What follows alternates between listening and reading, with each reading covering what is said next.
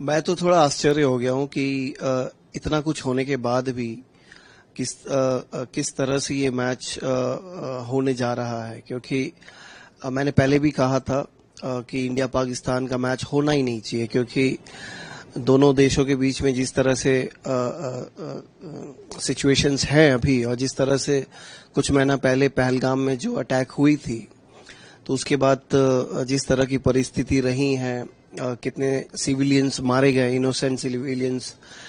और उसके बाद जिस तरह से लड़ाई हुई, उसके बावजूद बहुत सारी बातें उठ रही थी कि इसके बाद नहीं खेलेंगे, मुंह तोड़ जवाब देंगे, हर तरीके से देंगे, हर क्षेत्र के रूप में देंगे। लेकिन अचानक से कुछ महीनों के बाद सब कुछ भूल चुका है और भूल गया है। उसके बाद किस तरह से ये मैच हो पा रहा है, ये तो मेरे आश्चर्य हो गया हूँ और समझ के परे है, क्योंकि मैं पहले भी कहा हूँ, अभी भी कह रहा हूँ, किस तरह से मनुष्य का जीवन का जो मूल्य है वो शून्य हो सकता है। और खेलकूद में ऑब्वियसली पता नहीं क्या प्राप्त करना चाहते हैं, खासकर पाकिस्तान के साथ खेलना है तो बाकी देशों के साथ खेलें। हालांकि एशिया कप है, एशिया कप में ऑब्वियसली एशियन टीम्स होनी चाहिए, बट अगर परिस्थिति अगर ऐसी है जहां पे टेररिस्ट अटैक्स हमारे देश में होते हैं, सिविलियंस मारे जाते हैं, वहां पे खेलने का तो कोई सवाल ही पैदा नहीं होना चाहिए, फर्स्ट एंड फॉरमोस्ट। तो इसके अलावा मतलब मेरे पास शब्द नहीं है बयां करने के लिए कि क्यों किया जा रहा है। मेरे नजरिए में मूल्य, इंसान का जो जीवन है उसका मूल्य अधिक होना चाहिए, खेल से तो अधिक होना चाहिए। कहाँ सवाल ही पैदा नहीं होता है देखना, मतलब सोच भी नहीं सकते आप अगर सही संतुलन वाले इंसान हैं, कभी आप मान ही नहीं सकते कि जिन परिवारों के सदस्य गए हैं, उस टेररिस्ट अटैक में मारे गए हैं, उन लोगों के बारे में अगर थोड़ी सी भी अगर समय निकाल के सोचे ना, और जिनकी प्राण गई है उनके बारे में सोचे, और जिस तरह से हमारी आर्मी, एयरफोर्स, जिस तरह से बाकी सभी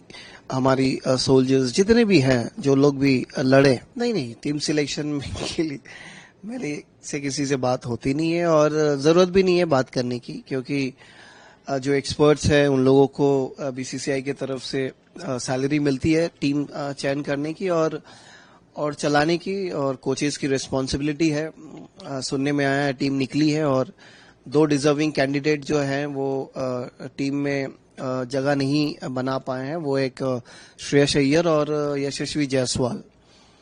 अगर आप थोड़ा विस्तार में अगर मैं कहना चाहूँ तो अगर आप पुरानी वीडियोस निकालेंगे जहां पे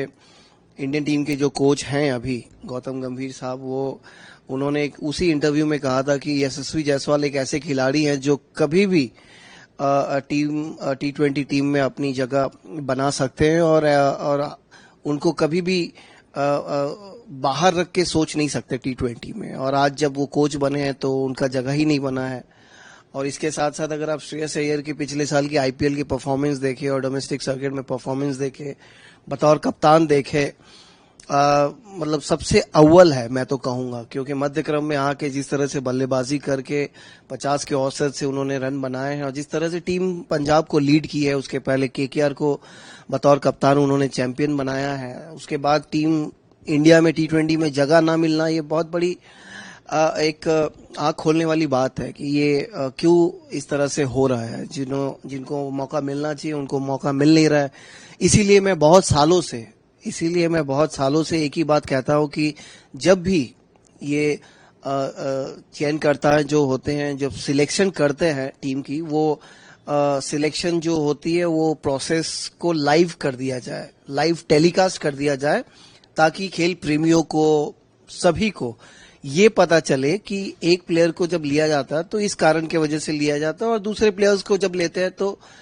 इस कारण से लेते हैं, और जिसको बाद निकाल भी रहे हैं उसको इस कारण से निकाल रहे हैं। प्रेस कॉन्फ्रेंस में आके सिर्फ 2 शब्द कह के, 2 लाइन कह के कि नहीं जगह नहीं बन रही है, लेकिन आंकड़े कुछ अलग बयां करती है, तो ये थोड़ी सी मुझे ऐसा लगता है कि